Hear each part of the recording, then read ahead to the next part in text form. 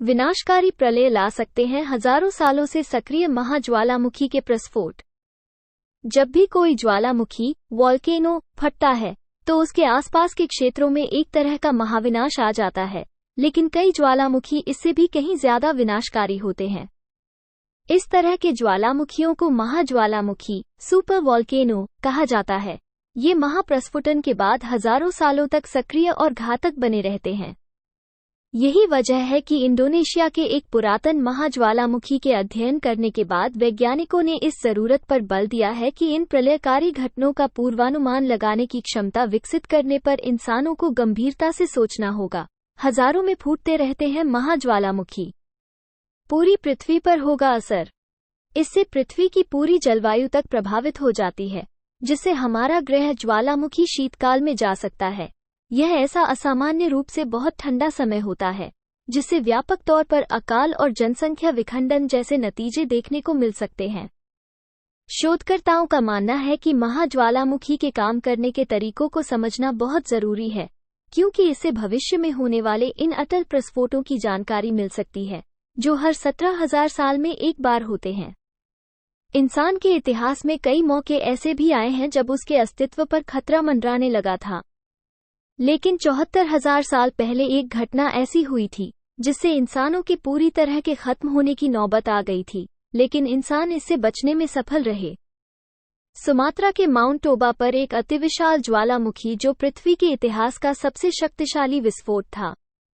वैज्ञानिकों का दावा है कि इस ज्वालामुखी के कारण पृथ्वी से सफाया ही हो गया था, लेकिन नए अध्ययन में वैज्ञानिकों ने पता लगाया है कि मानव इस विनाशकारी घटना से कैसे बच सका। इस अध्ययन में उत्तर पश्चिम इथोपिया में हुई पुरातत्व खुदाई से कुछ चौंकाने वाला जानकारियां हासिल की हैं। नेचर जर्नल में प्रकाशित अध्ययन में बताया गया है कि उस जगह को शिफ्ना मेतेमा 1 कहा जाता है। शोधकर्ताओं ने ज्वालामुखी ग्लास, जानवरों के अवशेष और मानव निर्मित औजारों का माइक्रोस्कोप से अध्ययन किया। सुपर ज्वालामुखी क्या है? यद्यपि सटीक संख्या निश्चित नहीं है, लेकिन ऐसा माना जाता है कि पृथ्वी पर लगभग 20 सुपर ज्वालामुखी हैं। हालांकि सुपरवोल्केनो कोई वैज्ञानिक शब्द नहीं है। इसका पहली बार इस्तेमाल 1940 के दशक में किया गया था और 2000 के दशक से ये लोकप्रिय हो गया है और अब वैज्ञानिक समुदाय द्वारा इसे व्यापक रूप से स्वीकार किया जाता है। यदि ज्वालामुखी विस्फोट सूचकांक के अनुसार 8 परिमाण का विस्फोट हो सकता है तथा 1000 घन किलोमीटर से अधिक सामग्री बाहर निकल सकती है, तो उसे सुपर ज्वालामुखी की श्रेणी में रखा जाता है। इन विस्फोटों को कभी कभी सुपर विस्फोट कहा जाता है और ये सभी में सबसे बड़े और सबसे विस्फोटक होते हैं। विस्फोट से पहले मैग्मा सतह के नीचे एक कक्ष में इकट्ठा होता है और दबाव तब तक बनता रहता है जब तक कि मैग्मा अंततः पृथ्वी की पपड़ी को तोड़ नहीं देता। विस्फोट के दौरान कक्ष मैग्मा से खाली हो जाता है और इसके परिणामस्वरूप ऊपर की चट्टान कम समर्थित हो सकती है। पर्याप्त समर्थन के बिना जमीन ढह सकती है, जिससे सतह पर एक गड्ढा बन सकता है, जिसे कैल्डेरा के रूप में जाना जाता है। सुपर विस्फोटों से विशालकाय काल्डेरा उत्पन्न होते हैं, जो 50 किलोमीटर से अधिक चौड़े हो सकते हैं।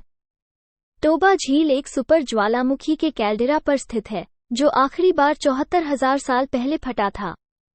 कुछ लोगों का सुझाव है कि इस घटना का मानव विकास के पाठ्यक्रम पर गहरा प्रभाव पड़ा होगा, लेकिन सुपर ज्वालामुखी हमेशा विशाल विस्फोट नहीं करते। कभी कभी वे छोटे अधिक सामान्य विस्फोट करते हैं। इटली में नेपल्स को माउंट वेसुवियस के लिए सबसे ज्यादा जाना जाता है, लेकिन ये क्षेत्र सुपर ज्वालामुखी कैंपी फ्लेग्रे का भी घर है, जो यूके के सबसे नजदीकी सुपर ज्वालामुखी में से एक है। आजकल ये बदबूदार धुआं और सल्फ्यूरिक एसिड उत्सर्जित करने के लिए प्रसिद्ध है। इसके विशाल कैल्डेरा के भीतर मोंटे नुवोवो है, एक सिंडर कोन ज्वालामुखी जो 1538 में एक विस्फोट में बना था, जिसने मध्ययुगीन शहर ट्रिपगोल को दफन कर दिया था। 1982 और 1984 के बीच इस क्षेत्र में ज्वालामुखी गतिविधि ने एक और विस्फोट की आशंकाओं को जन्म दिया, जो याद दिलाता है कि सतह के नीचे अभी भी गर्म और सक्रिय मैग्मा है। अगली बार सुपर ज्वालामुखी कब फटेगा? ज्वालामुखी किसी निश्चित समय पर काम नहीं करते, इसलिए ये जानना मुश्किल है कि सुपर ज्वालामुखी अगली बार कब फटेगा। हालांकि हम जानते हैं कि हमारे जीवन काल में ऐसा होने की संभावना बेहद कम है। ये पता लगाना कि ज्वालामुखी कब फटेगा एक कठिन काम है, लेकिन हम अल्पावधि में विस्फोटों की भविष्यवाणी करने में काफी बेहतर हो रहे हैं। ज्वालामुखी विस्फोट से कुछ घंटे पहले और कभी-कभी सालों पहले चेतावनी संकेत देते हैं। इन संकेतों में ताप विसंगतियां, फ्यूमरोलिक गैसों की मात्रा में परिवर्तन, भूकंप शामिल हैं जिन्हें हम सीस्मोग्राफ से पहचान सकते हैं, और जमीन की विकृति जिसे उपग्रहों और अन्य सर्वेक्षण उपकरणों का उपयोग करके देखा जा सकता है। इन चेतावनी संकेतों का पता लगाने से अनगिनत लोगों की जान बच गई है। Thanks for watching and channel को सब्सक्राइब कर ले ताकि बाकी सारी वीडियो आपको मिलती रहे।